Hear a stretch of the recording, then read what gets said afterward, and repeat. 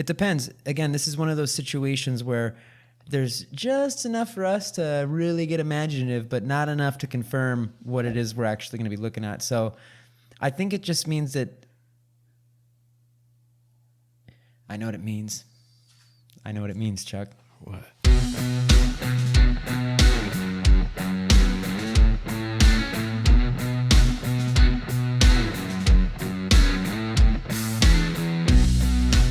Look at those big blue eyes, dude. I missed the hell out of you, baby. How you doing, man? Yeah, it's been a little too long. It's kind of getting springtime here, so I got a little bit of spring allergy things going on, but other than that, I'm hitting on all cylinders. Awesome. Well, yeah, it's been a little bit. We didn't get to record and publish last weekend. I hope everyone will forgive us. Life comes up. What were you doing last weekend? You have a little hunt, right?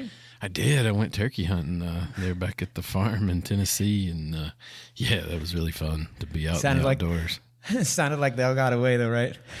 They did. There were no turkeys harmed in making it that good time, but it was fun though. We had to be out in the outdoors. When I was working for the Forest Service, I was out there a lot, and I noticed I haven't been, just how super soft I felt to it. I'm like, oh my God, it's cold. It's going to rain. Right on, dude. Man, well, did you have a fun time, though? It was fun. I got to hang out with my cousin and his son. They definitely, we played some cornhole and drank a little bit of moonshine, and did all the Tennessee, put a check in all the Tennessee boxes there. Nice. Yeah. You been up to anything fun since I talked to you down that way? Yeah, man. Hey, real quick before I tell you about my news here, you're coming in a little blurry on my side. Are you downloading some porn or something? Uploading an OnlyFans vid of the your last feet video? Turn that off. It might just be the focus. I might be tripping. Because you're coming in great. It's just a little blurry, that's all. It must be something.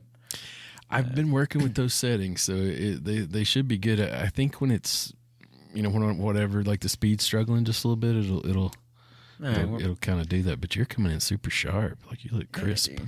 Dang, thanks, man. Crisped it up. Yeah. It's that Starlink, dude. Crispy. Yeah, ever since I moved, I think the listeners know that. Yeah. I think we mentioned now it's ever since I moved to this new joint, they don't have any regular internet. It's kind of rural out here where I am, as you know.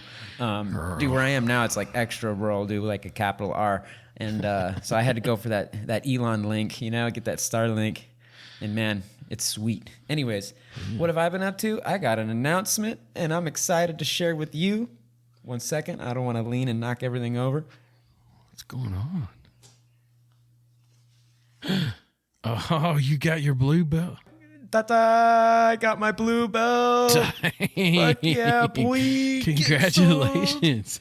Look at that, man. So tell me the significance of that. Like where does that fall in the hierarchy of jiu-jitsu? Okay. Well, in a nutshell, your belt system is white, blue, purple, brown, black, and then red. And I think after that, coral. But let's just say to black, right? And then in between each belt, there's 4 grades or 4 stripes.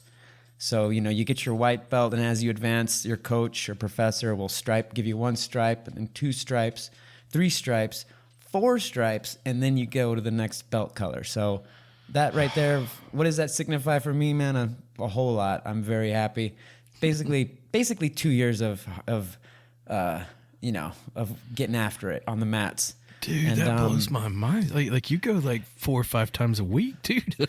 I'm ultra obsessed with it, man. I think it was ever since I heard one of those Lex Friedman interviews on Rogi's podcast that like they were talking about jitsu and all of this stuff, and they're on. I could talk about it for hours, but anyways, yeah. Ever since I had that like epiphany, like switch in my head go off, I've just been ultra obsessed with it. Doing Muay Thai too, but.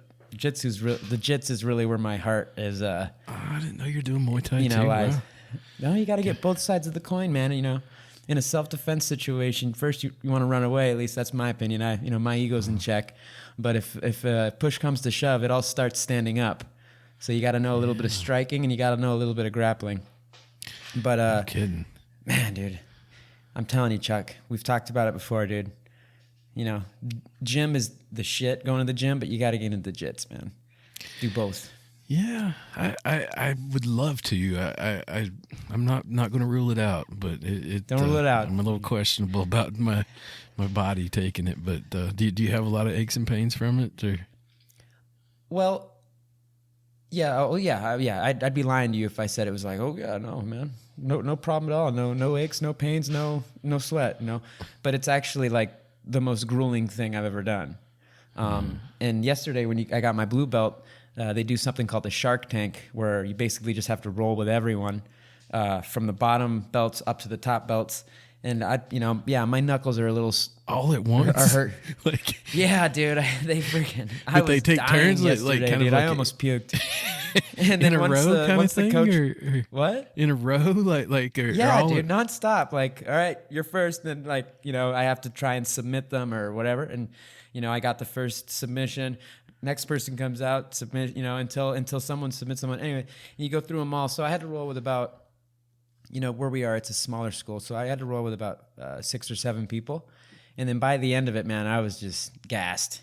And is that like part of getting it, or is it more like a celebration of getting it? Or? It's a ceremony celebration. I wasn't the only one getting promoted that day. Everyone, other people got stripes on their belts and so on and so forth. And not every school does it that way. Some schools do kind of like a, I guess we'll call it a gauntlet or something, just like where they'll make 2 rows of people and you have to walk through the 2 rows and they'll all slap you with their belts on the back and then on the front. Everyone does it different, but there's like 2 or 3 styles, we'll say.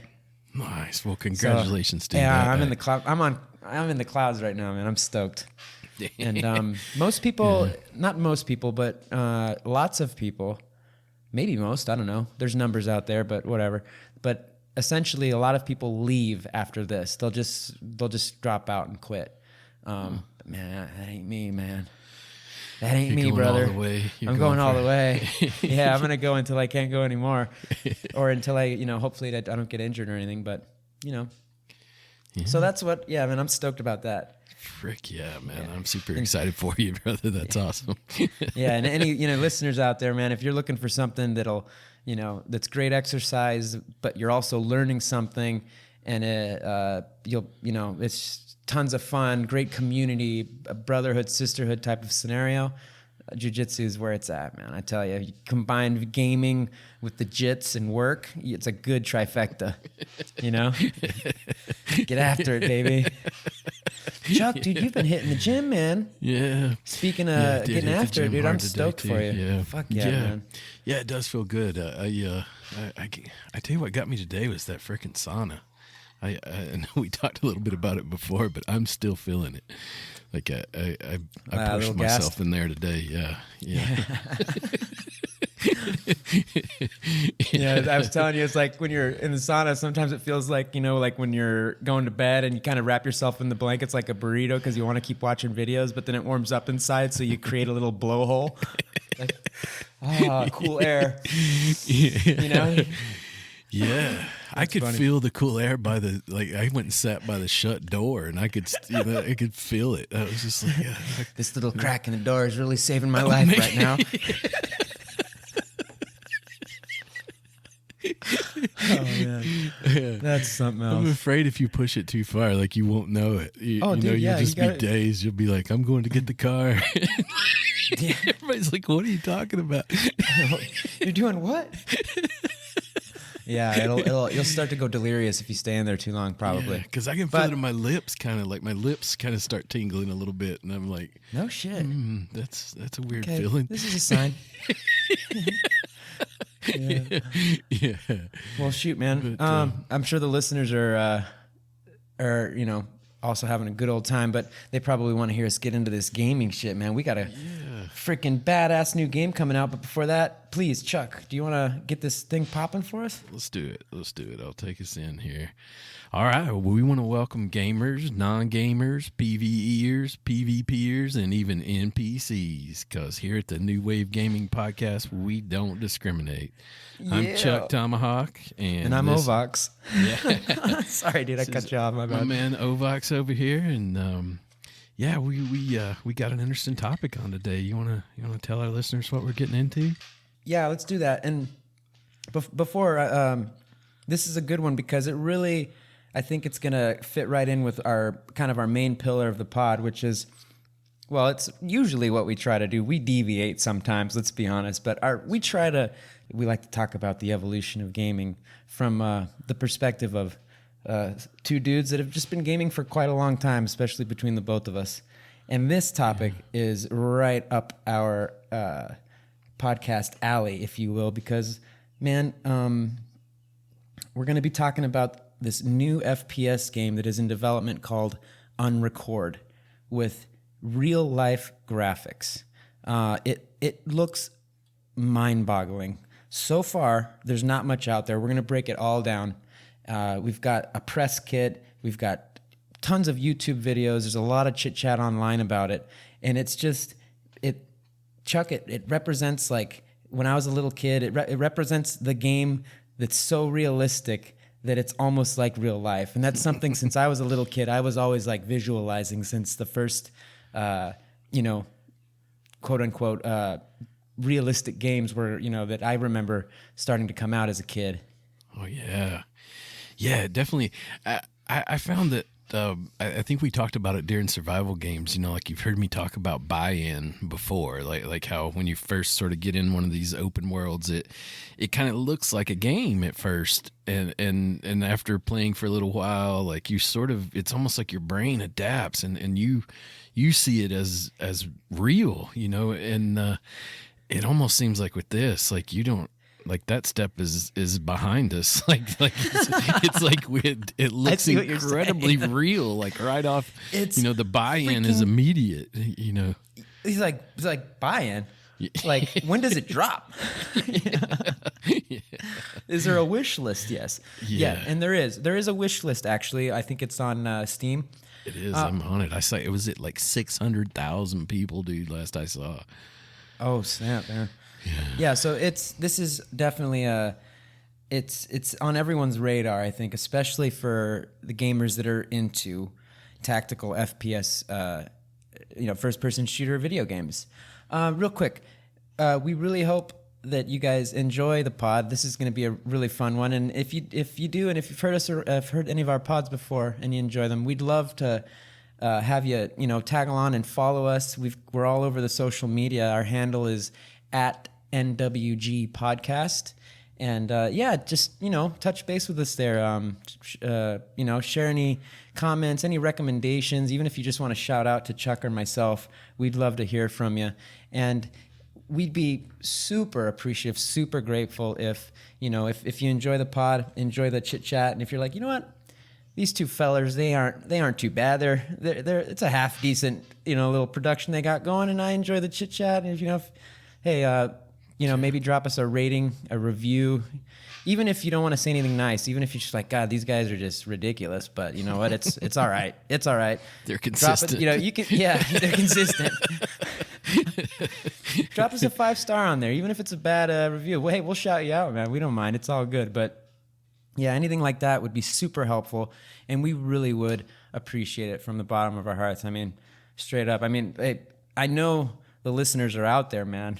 They're out there because we've been looking at the analytics, and things are looking great, and we really appreciate all you listeners. But I'm not going to lie to you guys out there. We don't have a single review yet on Apple Podcasts. So if you want to be that first fellow gamer out there to drop an actual review, man, we'd be stoked. Well, honest, yeah, because I'm going to get my mom to do it if it doesn't happen soon. And it's going to be a good one. Yeah. And Chuck was talking the other day about his idea of opening up OnlyFans for feet videos, and we just do not want that. We don't want to lose Chuck T in this little podcast operation we got here. I don't want to lose the man. Slippery slope. You're right. Yeah, it's like you make way more money there. Yeah. I just worry. This is just a love project. Once the feet doesn't sell, then where do you go from there? That's the thing. Yeah, that's the thing. Got to come up the body at that point.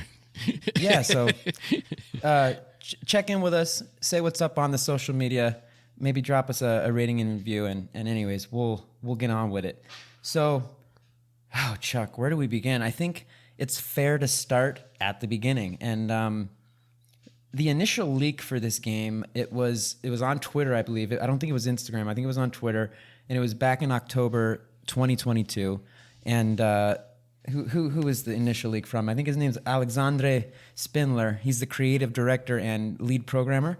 He dropped a little vid on Twitter. But on Twitter, you can only upload, I think, like 720p. You know, I think he just said something along the lines of working on this game, FPS shooter, or something. He said something along those lines. And then radio silence. And this is like pre-Elon Twitter, I guess, isn't it? Yeah. Is it? I'm not sure. I don't remember. Right about the same time, I guess. Yeah, that was when all the talk was going down, and that surprises me. That was something I kind of learned from looking into this. I didn't realize there was some kind of limits on Twitter to that, and like maybe even like the colors are a little bit limited. I saw. Yeah, I mean, when you're dropping the res like that, I think it's a net drop. You know, like you're just kind of, it's just no es lo mismo. It's not the same. All right. Yeah. Anyways, so that came out. It caught attention, I think, but it was really April 19th of this year. I think it was also via Twitter, or maybe it was just directly on YouTube, where he released the video that caught everyone's attention. It's the one that I think I sent you or you sent me. I don't remember, but dude, initial comments. Let's just talk about the video for a second. Like your initial, like when you saw it and you hit play, and then you know it just started reeling. What? I think for me it was kind of presented in a way of like this could be real. You know, it was like a debate. You know, besides like it initially going to this place of like, you know, oh, here's an awesome video game. How fun would this be? And where is this going? Like the first was like, is this real? Like, is this body cam footage, or is this a video game, or what? And so you did have a moment of true uncertainty about it. And I want to say I was probably on TikTok, and that was kind of the vibe of this particular TikTok. Like someone was basically saying, because that happens before. I think I've saw like plane crashes, even, and things that, you know, they're more obviously video game, but they're fairly real. Like where you know, like it kind of gets like in the comments, like there'll be a debate going on about whether or not it's real, and yeah.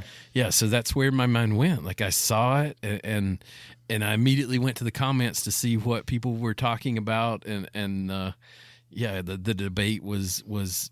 Yeah, bro, this is footage. You know, like there is a debate around this actual thing, and we can I think we should jump into that in a minute, because there is a debate around it, and the developers came out on that. So we'll dive into that, but that, just to know that you actually were like, wait a minute, is this real? Mm-hmm. Just that I think says everything. And that's kind of also like, I also found myself kind of like pausing for a second and like, just, you know, to the best possible of my ability, using up my smartphone, I just pause and kind of like really like look for things that I know, kind of give it away, and it was just. But the fact that I even did that says a whole bunch, you know, like wait a minute, because it looks so real. If you haven't seen the video yet, listeners, or the videos, because at this point every, you know, from Level Cap Gaming to Jack Frags to other super popular YouTuber gamers, they're all doing their take on this.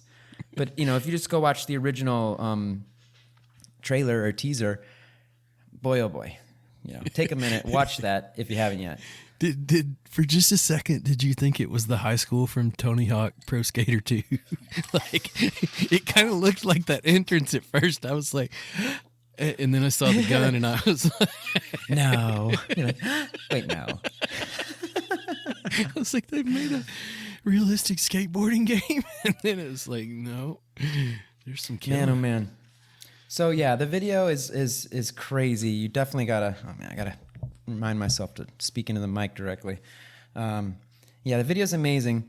I think we should, and just so you know, listeners, we are going to be pulling a lot of our info from the official,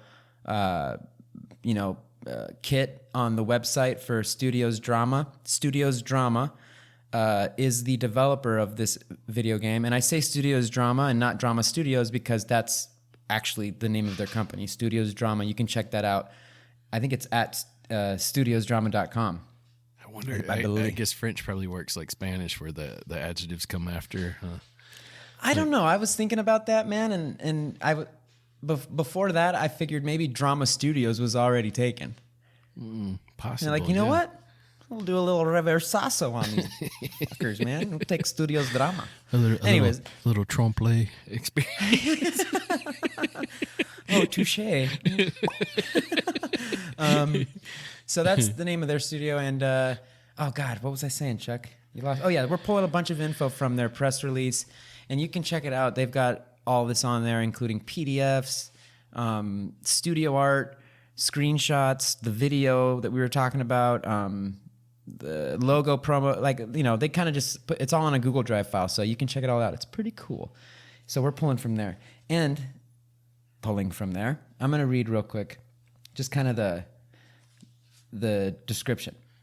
It says, Unrecord is a single-player FPS that tells the story of a tactical police officer from the perspective of his body camera. As you work to solve complex cases, you'll need to use your tactical and detective skills to succeed.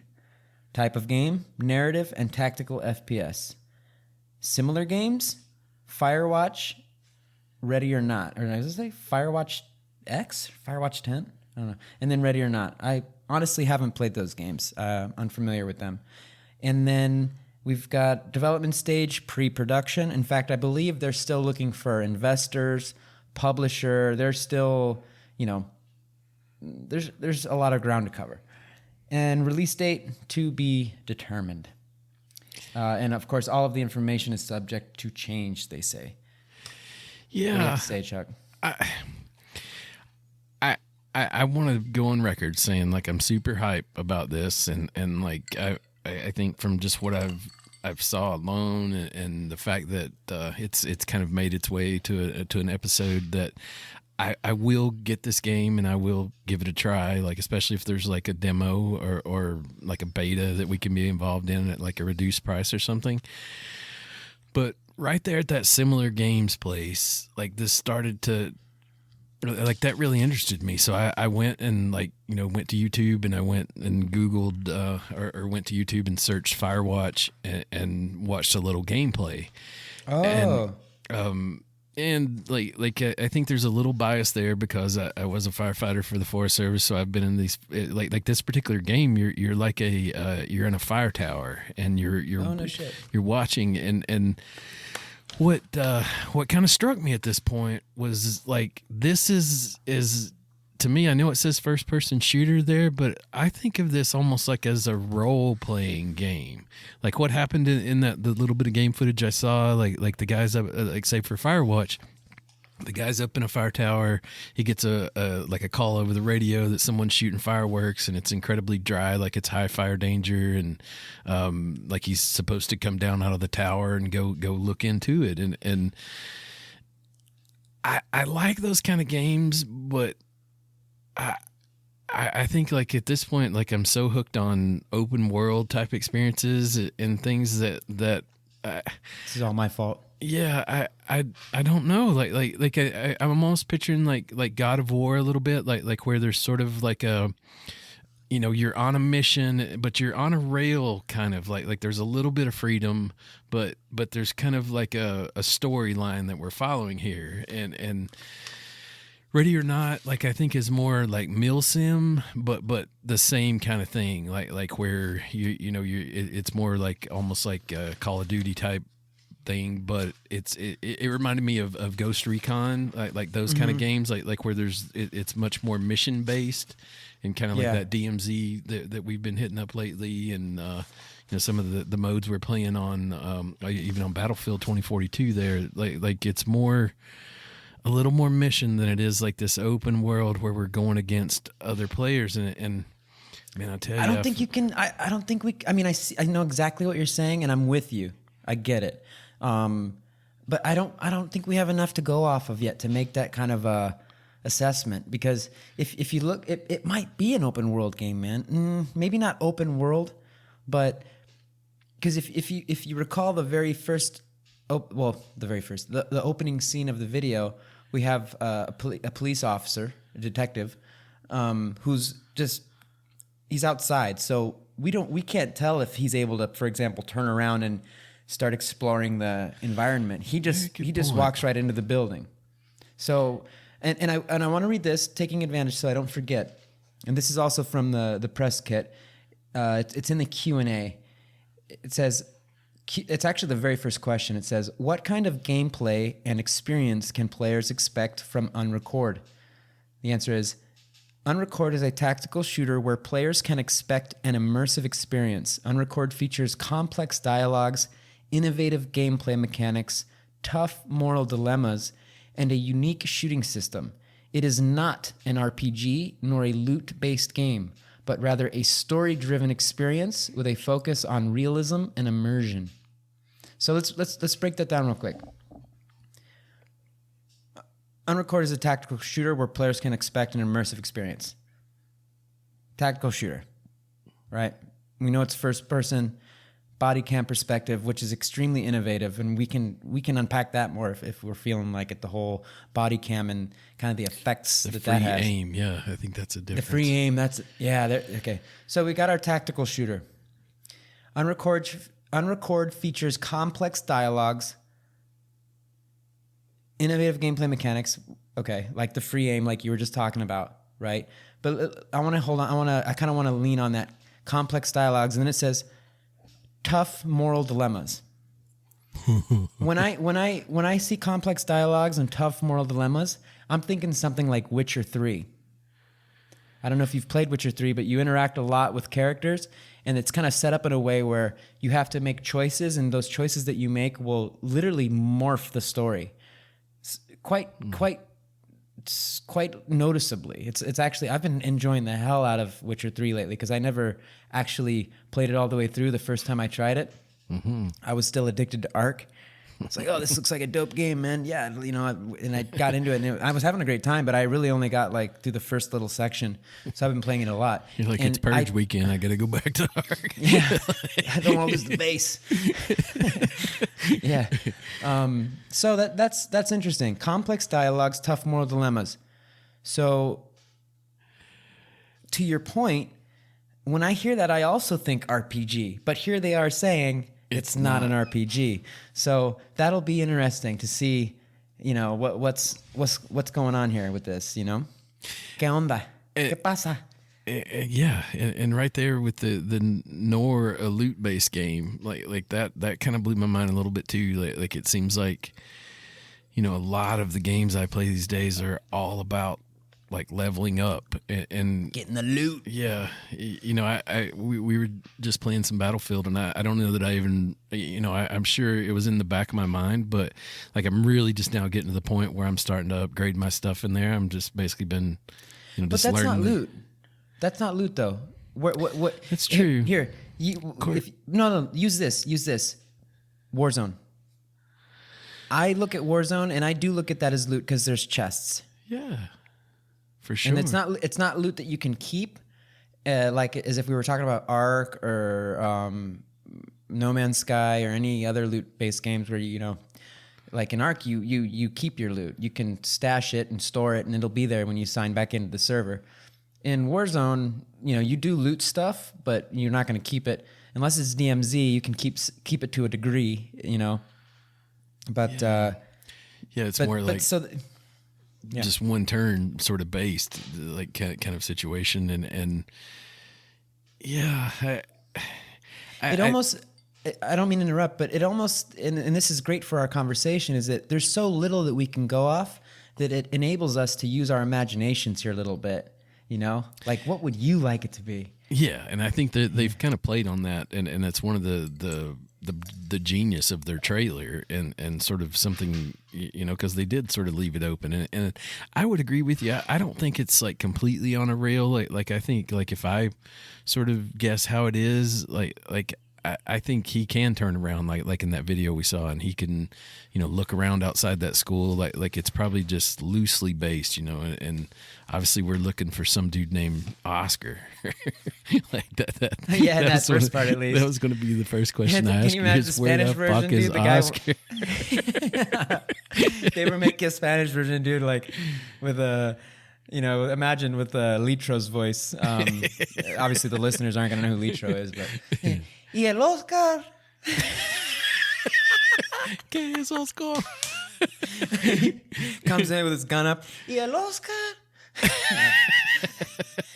Sorry. Way off topic. Sorry. So Oscar in Spanish is pretty much the same. Yeah, Oscar. Yeah, I don't think I've ever ran into an Oscar in Mexico. Yeah, there's plenty of Oscars around. Oscar. Okay, so game engine. We cannot finish this episode without mentioning the game engine. We're talking the Unreal Engine 5. Let's go. I think a lot of the breakdowns I saw of this, it's almost like this is one of the first where we're really seeing what's possible, and yeah, dude, it's still out there. I think all the beauties of it, like we aren't going to see them for a little bit, but man, it's coming, and it probably. I feel like I understand the ARC situation a little more, like our episode about sort of, what's going on with the ARC and when they're porting it over from 4 to 5. I can see how that's probably a little harder than a person might thought. Like that there's something pretty technical going on here. Yeah.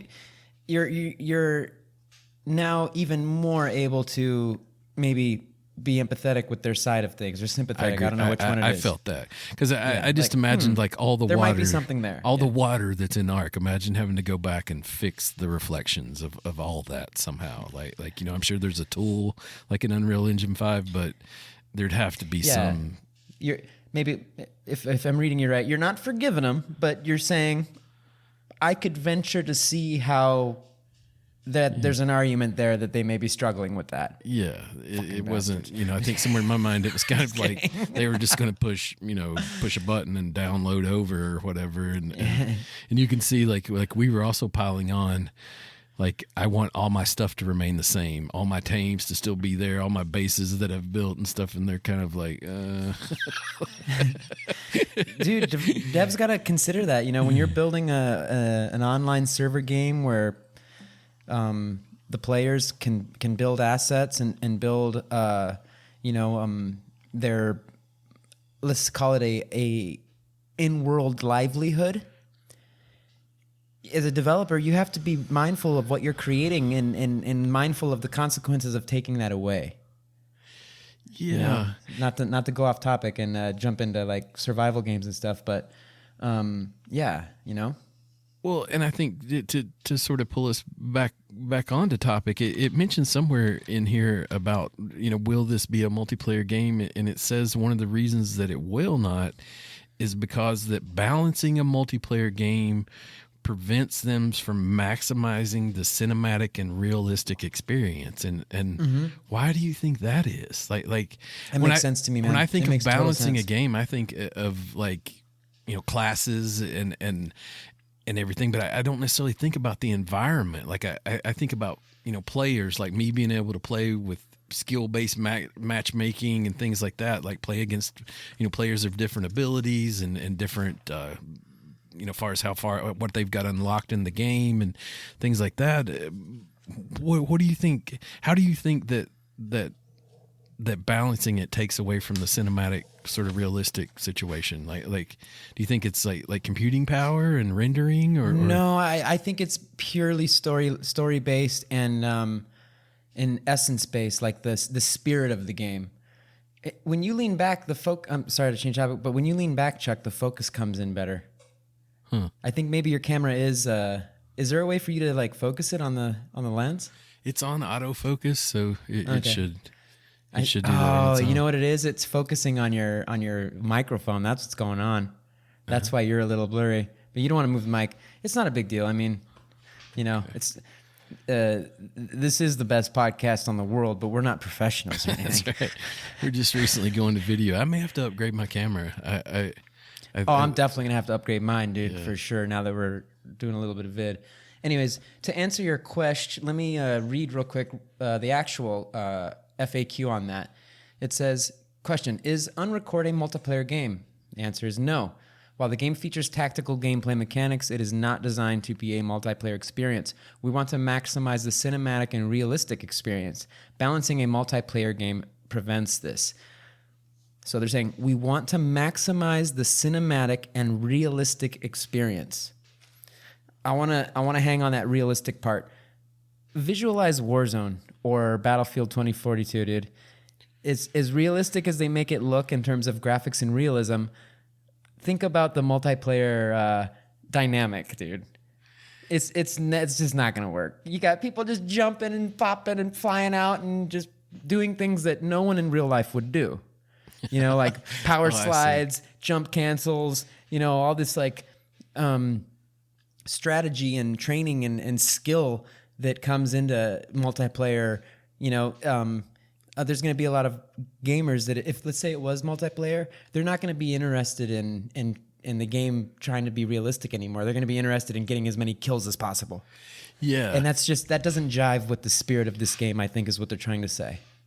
I could see that because what's one of the first things we do is we turn down the graphics, like to for movement, like we trade. Yeah, maximize that FPS. Yeah, we sort of trade those two things. So I can see how that sort of isn't the focus. Like once that's part of the game, and yeah, I guess that does make it harder. But it kind of puts us in that place again of like, okay, this is a little different than say a Warzone or Battlefield experience. Like it's more of a, I want to say role playing game. Like I mean, we're calling it a first person shooter, I guess.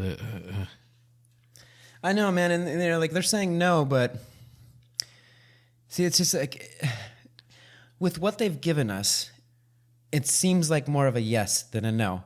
However, they've given us so little that the sky's the limit.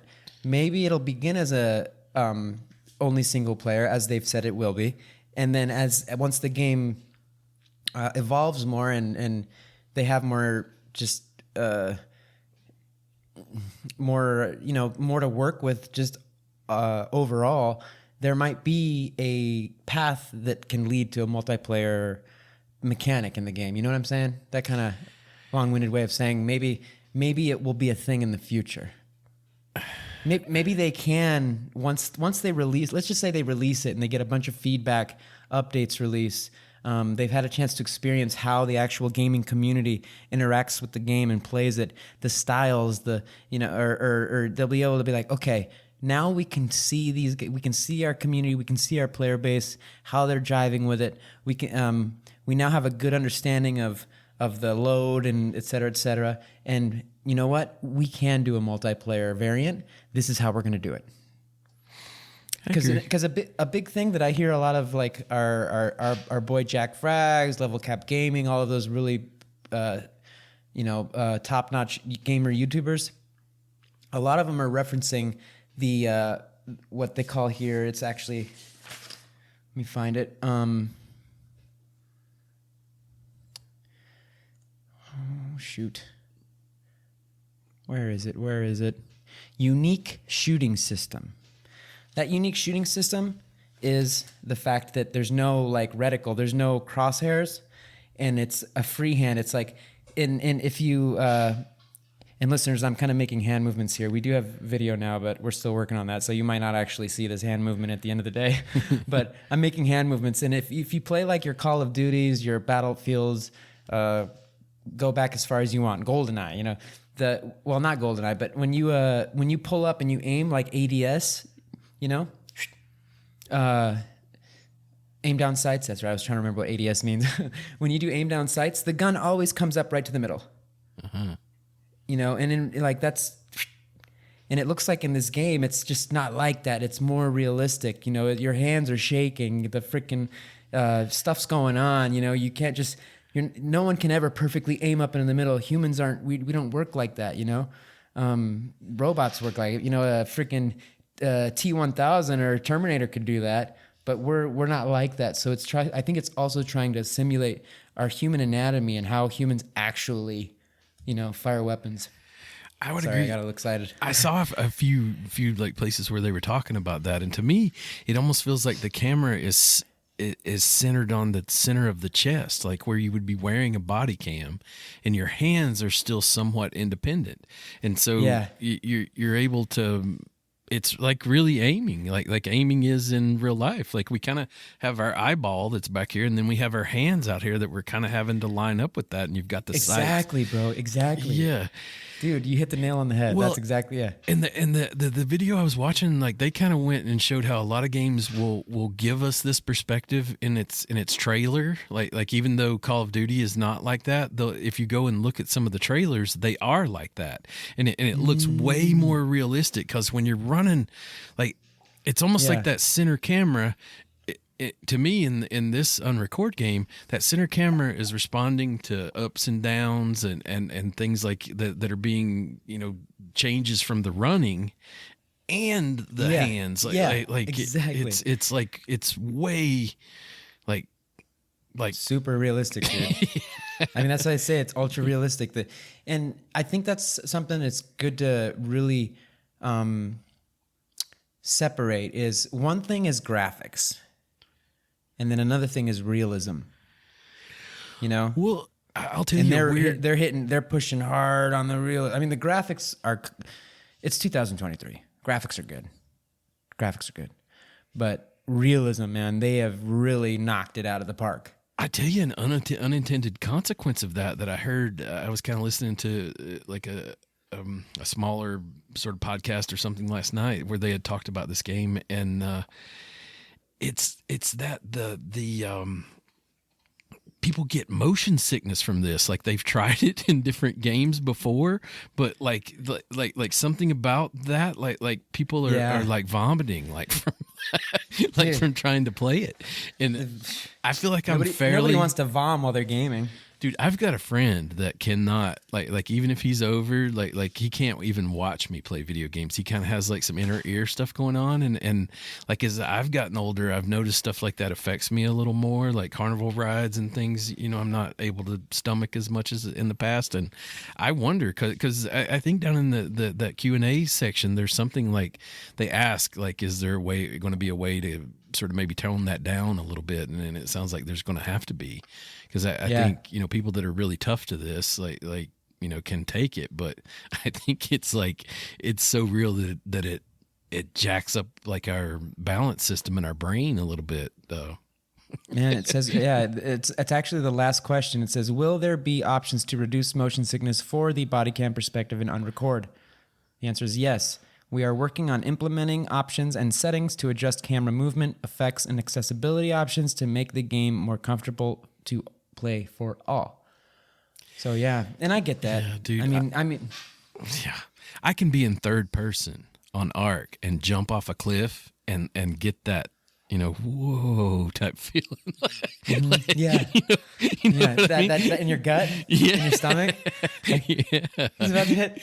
Yeah, that sensation, like when you're falling in a dream. Exactly. Yeah. Like even in No Man's Sky, like when you're falling and he finally starts kicking his legs and somehow that triggers it in me. Like I'm like, oh. In No Man's Sky, it's worse because the camera automatically looks up and you can't see the floor. You can't see like when you're about to hit, and then like you look down. Okay, the ground's getting closer. Yeah. The ground's getting closer, and then the camera goes up again. You kind of gotta nudge it.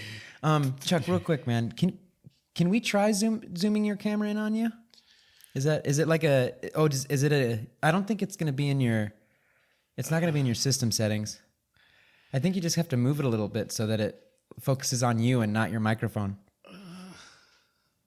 Maybe I could move it over. I think once we've got Skype up, it doesn't allow me to go back into the app for it. Like it's not an app thing. It's not in the app. You don't have to change any app settings. I think it's just focusing on your.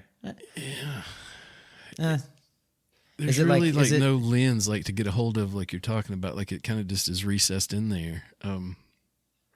But are you able to move it and slide it a little bit to the side so I could do that. That way it'll hopefully zoom in on you and not your mic. Come off the mic here a little bit.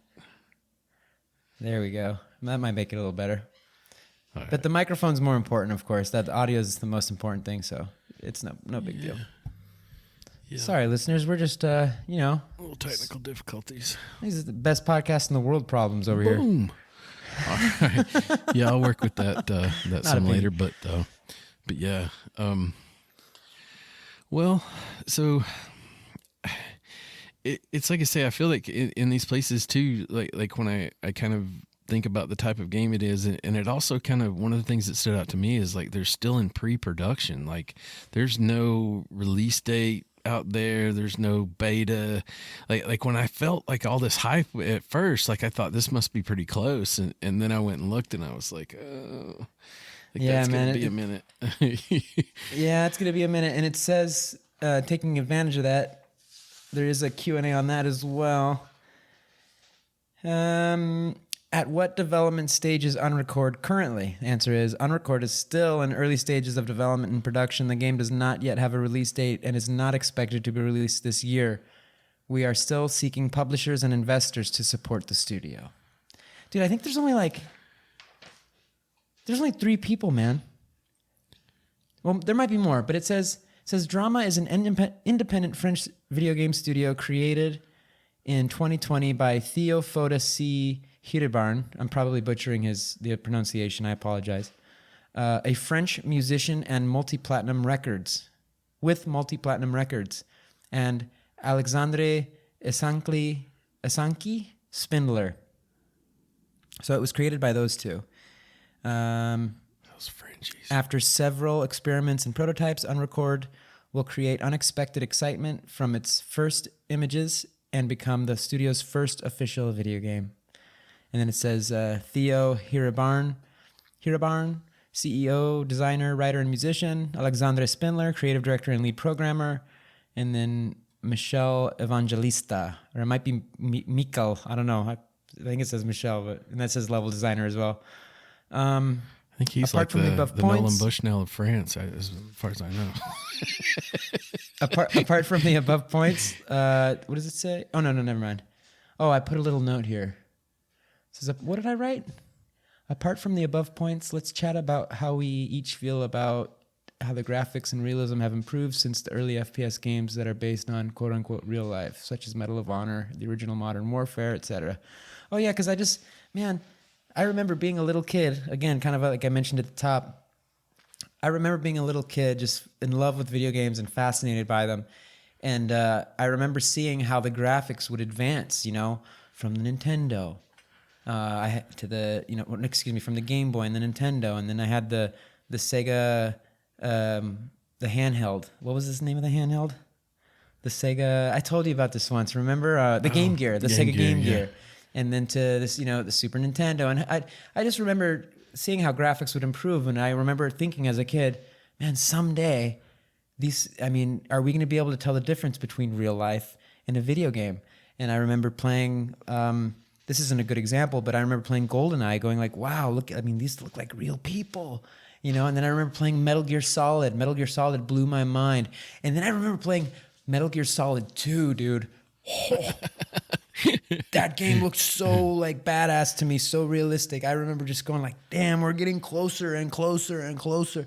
And, there's plenty of examples. And now we got this, and it just looks so real. Honestly, you mentioned Medal of Honor there, so I went and looked at some gameplay of that, and I was kind of amazed, like at how realistic it did look for its time.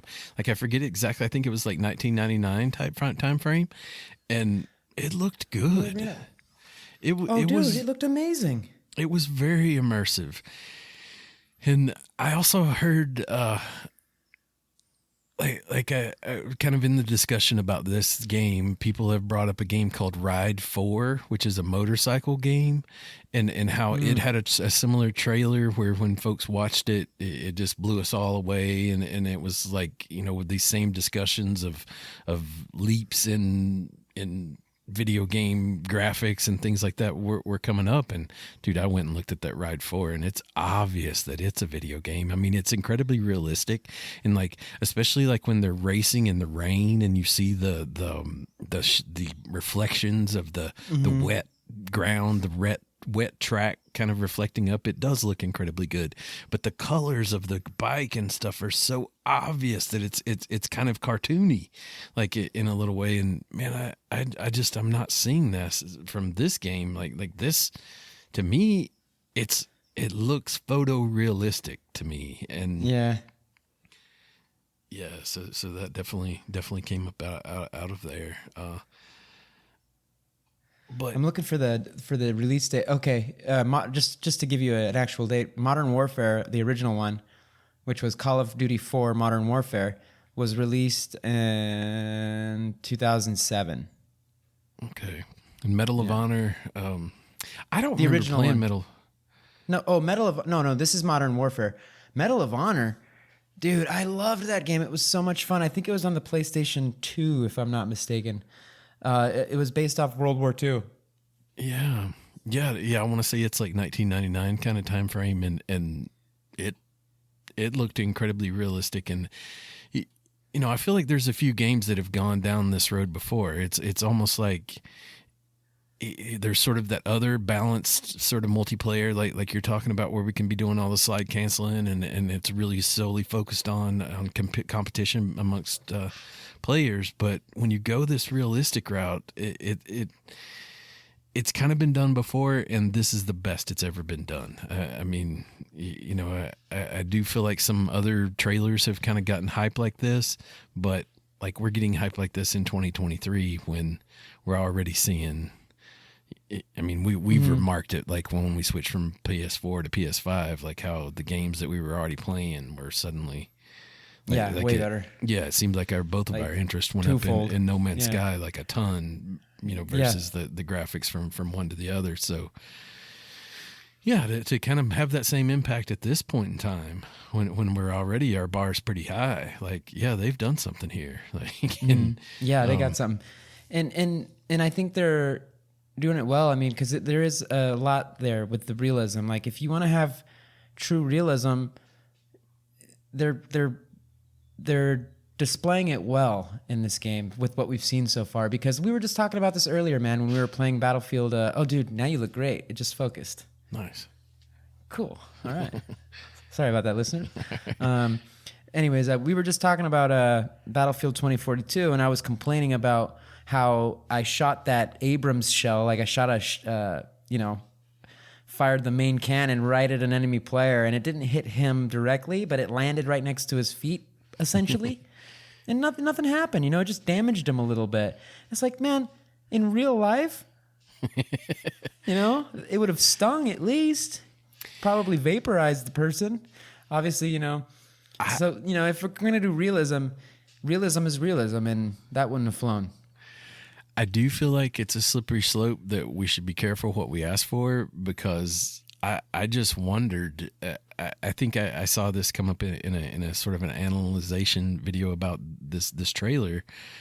People are asking that question again, like what is this going to do to kids? Like it's almost like with this new photorealism of killing, going on. Like, what are there going to, be consequences of that, like a little bit of PTSD type action, and I think one of the first comments that came up when somebody asked that was like, well, how is this any different than watching a war movie? And I mean, you're doing the killing in this one. That's how it's different. I mean, you're the one pulling the trigger. And like this argument has definitely like sort of came up and been tamped down before. Like I think we all know we're playing a game. And I was about to say it's an ancient argument. Yeah, but I think it speaks to how good these graphics are that we're all of a sudden having to re-examine it. And that they're even bringing it up. You're saying? Yeah. Well, it seems like they bring it up always, man. The people that bring it up, and they always do. It depends. Like they did it. They brought it up with Grand Theft Auto. They brought it up as far back as Mortal Kombat. That was the original one. That was ground zero for the argument there as to are video games bad and producing violent kids, et cetera, et cetera. I don't think we're the people to hash that out, but I think that the general consensus is that that's all nonsense, and Bull it's hockey. good, bull hockey / good versus bad parenting versus a whole ecosystem of things that's beyond our podcast. But what I think the important thing is what you're stating is that it was brought up, so there's something to say there. You know what I'd like to do is I'd like to take a time machine back to when that argument first got brought up about Mortal Kombat, and like have a whole league of parents or something sitting there and whip this thing out and show it. Yeah, no, just Watch Grand their Theft heads Auto. explode. Boom. Yeah, I mean, this game isn't going to be anything compared to Grand Theft Auto, or to it's if anything, depending on the angle that you look at it from, it might even be a step down as to like the gnarliness or violence or whatever, because it's just not like but engagements on Battlefield, for example, Battlefield 2042, they're not like that in real life. They're just not like that in real life. Resurgence, that's just not realistic. Very true. And those And it's in those non-realistic situations where we see just all this like blah blah blah blah, people dying all over, getting blown up, revived and blown up, revived and blown up. That's more chaotic in reality. So when you have this game that's actually trying to simulate a realistic engagement between a detective and a crime scene, I don't know. No biggie. Yeah. There's different ways to look at it. There definitely are, and I think it'll be just fine. Like I don't think it'll like end the game, or all of a sudden we'll be have like game developers like testifying in front of Congress or something silly like that again. But like I think there is going to be something to it, like especially like I say, when they're worried about people getting sick from just the amount of motion. And one thing to point out, like, even though they made everything else incredibly realistic, there was no like blood sprays or anything like when there's some actual shooting goes on in that trailer, there's no blood and gore whatsoever that I saw. There is a little bit of blood splatter I saw, and but it didn't seem to be like overwhelming or exaggerated. It seemed to be normal, not that I've ever seen someone get freaking capped in front of me, or like I know or whatever, or I guess from movies, I suppose. But on that, and we'd be remiss if we didn't mention this, because it is a huge detail, and I think it's smart, just like all of the people reviewing this game think it's smart, is they blur out the faces. Did you notice that, how they blur out the faces? That was a choice that they made. That was a premeditated choice, so that they don't have to render faces. The hardest thing to render in a video game. I believe that. I thought it was maybe even to kind of add to the. No, that's confirmed. That's why they did that. I thought it was to add to the body cam effect. Exactly, dude. It fits. Yeah, it definitely fits. Smart. And I saw a lot of like developers that obviously work in Unreal Engine 5 themselves, like kind of review this thing, and one of the things that came up a lot was the NPCs didn't look very well developed to them. Like they said that, and it kind of goes to your point earlier about why the balancing is a problem in the multiplayer game. Like, I didn't think about people running around, but I bet that is one of the more difficult things to make realistic, because. Dude, you're so right. Now that I'm thinking about it, that did catch my eye too. Like when he confronts the one assailant, he's like, Oscar? "Where's Oscar?" He does kind of look like the typical NPC with his hands up. Especially when he was on the ground. Like when he kind of went on the ground there for a second, it really looked cartoony for a second, and it's almost like that blurred out face like makes you think, wow, that's incredibly pixelated. And then you're like, oh, it's on purpose, and it's like there's a million little thoughts going through your mind right there for a second, but. Man, I feel like one of the things that's probably missing from realism is, like, it seems like when I'm playing video games and even like earlier, like there's always like some clear marker, like even above their heads. Like with color blindness, it's kind of hard for me, but it's pretty clear who the enemy is. And I feel like in real warfare, or you being a policeman, like that would be the really hard part to tell, like, you know, who was just like, you know, a junkie that happened to be in this building, or it's like the guy, it's, you know, somebody with Oscar, you know, and it looks like they give you the option to engage or not engage, you know, like I think that's why they say it's going to bring real dilemmas. Moral dilemmas. Yeah, they even say that what you're saying during the gunfight affects the gunfight. So you can you can literally be hollering out things like and it affects what the NPC does, like while you're shooting at each other. I thought that sounded, because there's that 1 second where he steps back and says shots fired, and shots fired. Yeah, oh, like gosh, mid dude, it looks gunfight. so sick. And they do a bunch of motion blur that like whenever he's being shot at, there's that suppression effect that I remember, like, you know, well, because it's a gunfire is never that smooth, man. Like in modern war, like in these other FPS games we play, you know, you fire a gun, dude. There's a lot going on. You know, the senses are being overwhelmed for like a split second. You know, and just, you know, having that perfectly like. Blah, blah, blah, blah, blah, blah, blah. Yeah. It's not gonna be like that. It's gonna be like, you know. Well, and they've tried to put that in games forever. Wasn't it like Battlefield Bad Company, like way the heck back, like where there was this mode where you could be the squad leader and you basically just told other guys what to do, and there would be this, what they called the fog of war would hit you, and all of a sudden, like your vision was like tunnel vision. You couldn't see peripherally anymore. And yeah, I guess that's kind of a similar mechanic where they're trying to simulate that it's just not that easy to just be like, you know, blasting mofos like it's nothing, you know? Yeah, just another Tuesday. Well, and it's like I say, that was just stupid compared to what this looks like. Like, this looks like real suppression to me. Like it really felt like, you know, it's like he could still see right in front of him, but the sides of his vision kind of went out, almost like I'm describing in that fog of war thing, but it looked real. Like it was the motion blurriness of it, and it's almost like they filtered the graphics just a little bit to make them a little less, you know, like clear. And yeah, they're doing some pretty cool things right there. And the sound is great. They've really done great with the sound and the score. The music's cool, of course. It really puts you in the moment, but in the video that we were able to see. But something I noticed was how the sound, like when you fire a weapon inside of a building, that reverberation and just like, you know, clack, clack, just like how it's really like, dang, man. And then the lighting, you know, because and the overexposure lighting on the windows, like when you're in a dark room, and it, you know, in real life, you know, I'm talking about real life here. When you're in a dark room and you cross the window, it kind of like feels overexposed on you.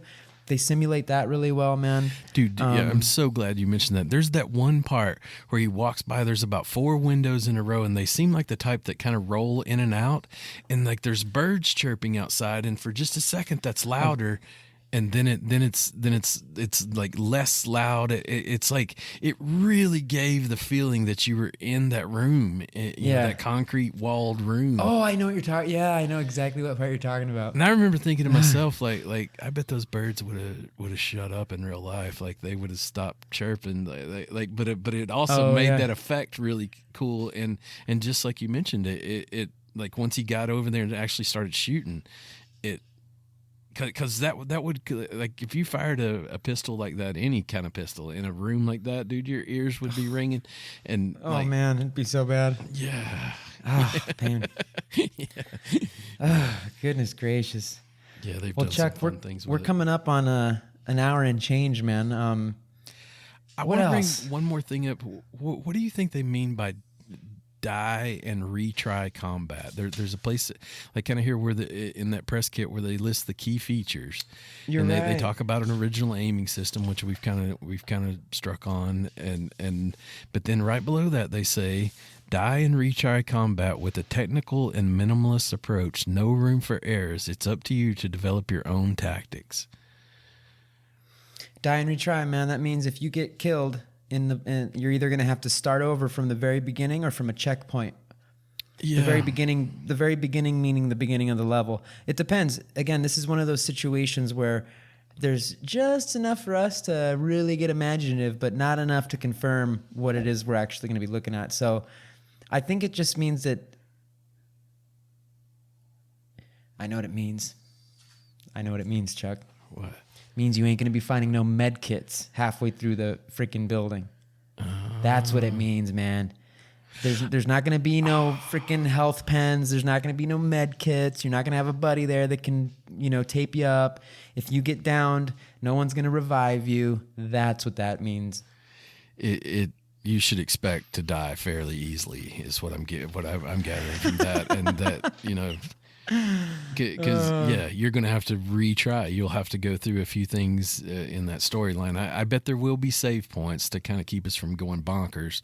Like it can't be like permadeath mode, like kind of thing. But yeah, dude, it's going to be because look, like taking advantage of those key features, which I can't believe we didn't bring those up at the top. My bad, everyone. It says also a narrative-driven FPS focusing on a plot rich in twists, inspired by the best crime and thriller stories. That's dope, man. That's really cool, and I think it just contrasts well with what is it? What is it? Play and what did you say? Die and retry. Die and retry. That works with this type of a setup with storylines, thrillers, narratives. Because, you can't, it wouldn't go well if you could just be reviving yourself the whole time. There has to be risk, a cost, an ending. And I think they're going to hit that well. But man, there's just so much for them to do still, Also something I didn't mention, platforms, it's certainly confirmed on PC, and it looks like they did put Xbox and PS5 here. But we'll see. I mean, we can be sure it's going to be on PC, that's for sure. And the rating? Mature. I saw some people push back on that and say that if they went this realistic, that it would be hard for it to be on console. And maybe it might be a minute before it gets to console, that we'll definitely probably see this on PC first. And yeah, and then the hype, dude. The hype will, if it doesn't come out right away on consoles, I think the hype is going to be so big that they're going to have to like negotiate. Like, guys, we got to get this game on our Xbox Game Pass thing. We got to get this on the PlayStation catalog. What are we doing? Yeah, I just want to sort of say I am hyped, but there are a few things here. Like I say, the fact that it's pretty far out. It's going to be sort of, they mentioned that Firewatch game and things like which I don't play those games. Like I probably would enjoy it if I did. And especially if, a few of us got in, friends wise got into it together, I think that would be fun. But those are some things. And another sort of, I feel like we've touched on a lot of the awesomeness of this. Like another little pushback I heard from some developers was that it almost seems like this is photo scanning, like they've kind of taken like basically a world that's developed, like some assets that are developed inside of the Unreal Engine 5 are actually a part of the Unreal Engine 5, and they've taken photos of a warehouse or whatever this building was, and they've taken that photo and put it over there, and apparently, as long as everything is right, like the lighting is exactly right, it holds up. But when you start changing from the lighting that the original photo was in, like you make it, right before dark or first thing in the morning, like you move the sun sort of as you're obviously able to do in these engines, like apparently it falls apart. It's almost like we're kind of getting the best case scenario, because you can see how like in that video it almost seems like it's in what a lot of photographers call that golden hour. Like it's almost, to me, seems like it's first, like right before daylight or right before the sun comes up. And, I think once that sun is up, like it probably affects a lot of these things and how realistic it looks. You're assuming that there's going to be a day and a night cycle. I think there'll have to be to some degree. Or dude, there's no way to know. Well, that's one of those things where. But we know that the character, even if it's the same time of day, will be looking at it from different perspectives. Like he'll be up on the second floor of a building versus the bottom floor. Like there's going to be things that are going to cause shadows, and this is just me regurgitating what they said in their analysis of it or whatever. kind of like we're seeing this under the best circumstance, and for it to be a huge world, it might not be able to keep that level of realism. I don't think those folks have any grounds to say that this is a best circumstance, because we don't know what circumstance this is. I see what they're saying, and I'm not a gamer programmer, and I certainly don't know the inner workings of Unreal Engine 5. But what you're describing, I see it. I understand it. I think I understand it, but I feel like that's something that is been bridged. I feel like that those waters have been crossed or bridged or whatever. But we'll see. I mean, there's just so much that's undetermined so far still. Well, another critique out there was what you said at the top, and I don't want to drag this on too much longer. But another critique you said at the top is that people were questioning if it was an actual game or not, and then the developer Alexandre uploaded a video where he was like, "Yeah, this is a game. Look." And he basically just showed everyone. I saw that he was walking around, and it kind of goes back to what I'm saying, because he did sort of dispel what I just said. Like he kind of, I think at one point he actually messed with that slider, like the light slider, where the time of day slider, and so. And to me, it looked like it held up. I mean, it was different a little bit. It didn't look like a super like, wow, that's a photo like right in the beginning, but it definitely held up enough, and, nice. and him walking around, like he started shooting the ground, like he proved that, this isn't, I could do what I want in this world. And he even showed like a glitch or two, like, where things weren't right. And so yeah, it's real. And, debunked. It's real. Yeah, it's a game. I mean, yeah, I guess that's it. It's not real, but it's a game. But it's real.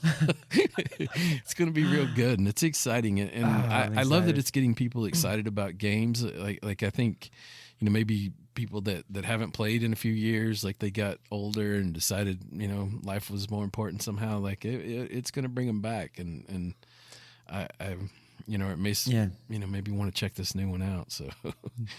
Yeah, it's something to be excited about. And I don't know if you remember this, but it wasn't but a couple of weeks ago that I was mentioning to you that I'm like, man, I feel like we're in a lull. We're in a valley where there's nothing new coming out. There's nothing to get excited about. We just have a bunch of people rehashing things that work and that we're slowly all kind of getting bored of. And then the next thing is VR, but not everyone can afford VR. So all of us that are kind of in the middle there, we're kind of in this like valley, this lull, where there's nothing really new coming out. Except I did hear something about Fortnite and a new Unreal Engine 5 development. I'm going to talk to you about that later. Jack Frags just released a video about it. Don't need to go down that rabbit hole right now. But I've just felt like we've, your typical standard gamer, we've kind of been in a valley, in a lull with nothing really new. And this looks like something new, man, that might really like set a new trend. Yeah, that's a great point. I think that's a good, like, kind of almost thing to wrap up on it, where it's like, I'd mentioned to you, I think, where I was seeing some TikTok videos where people are saying that during the pandemic, we set the bar so high. Like we had this awesome Warzone that came out and like we've all just been down that road and we've loved the hell out of it, but we're kind of getting bored of it. And it's almost like we're taking for granted these awesome games that we have currently and sort of feeling like, there's nothing new under the sun, and boy, this got some folks' attention, and it's got our attention at New Wave Gaming. Because what it tells me is, like, if they're not able to do that now, if you can't make a multiplayer game like this now, 10 years from now, maybe you will be able to, and Warzone 10. Well, Chuck, last question to close up the pod. If you had to, providing they do release this game and you had to guess a release date, let's not even go with a release date. Let's go with a release year. What year do you project they will be releasing Unrecord? Fully done? Like not just beta? Done. Fully done. Here's the game. No sooner than 2025. I'm with you. No way. I'm with you. 2025 sounds reasonable. Sounds realistic, I guess. Yeah.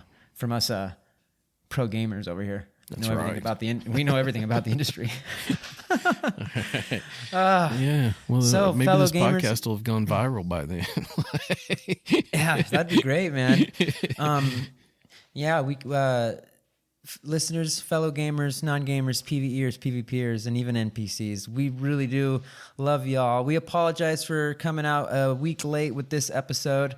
You know, sometimes life comes up, but we're always going to try and remain consistent every 2 weeks, bringing a new episode to you. This has been episode 25. It's been really fun, man. I'm excited. I know you are. If you enjoyed the pod, please, we'd love your support. You know, with a rating or review, that'd be awesome. We don't have any reviews yet, so if you happen to be that first review, we'll definitely shout you out. And yeah, we just love y'all. And you can also follow us on the social, pretty much everywhere: Facebook, Twitter, Instagram, TikTok, and even YouTube. We're everywhere. I'm pretty sure our handle is at NWG Podcast. So thanks again, Chuck. That's the deal. Any last words for the crew out there? Yeah, I just want to wish everybody a good couple weeks, and hopefully we see you soon. Oh, and just to get the hype up, we're going to be having a really fun episode next installment. We're going to be talking about just old, and well, not all of them are going to be old, but we're going to be looking back at the old days and all of the ads and publicity for video games back then, and you'll be surprised. There's some pretty funny, crazy, and a little inappropriate stuff that we're going to be touching on. That's right. Yeah, PC Awesome. may go out the window. Well, Chuck, thank you for your time, man. I love you, and thank you everyone out there for tuning in. I love you too, man. Appreciate you.